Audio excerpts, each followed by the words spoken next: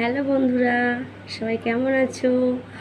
তোমাদের আমি এতদিন শেয়ার করেছি। দেখো, একটা পুকুরে অনেক পদ্ম পাতা হয়েছে, কুঁড়িও ফুটেছে, আস্তে আস্তে ফুলটাও ফুটছে। আর এখন সেই ফুলগুলো ফুটে গেছে, কিছুটা কুড়িয়েও আছে। আর সেই পদ্ম ফুল দেখো এখন আমার হাতে। এই দেখো, এই দেখো কেমন লাগছে। আমার তো দারুণ লাগে, দারুণ, জাস্ট ভাষায় প্রকাশ করার মতো না।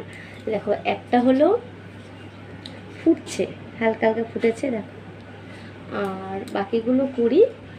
তো ফুল মানেই সুন্দর, ঠিক আছে, কিন্তু এই ফুলের সৌন্দর্য আরেকটু আলাদা, আরেকটু না, অনেকটাই আলাদা, তাই নাকি? তোমাদের কি মনে হয়? আমার তো তাই মনে হয়। তো তোমাদের কেমন লাগলো ফুলগুলো অবশ্যই জানিও, কিন্তু জানাতে ভুলো না, ঠিক আছে?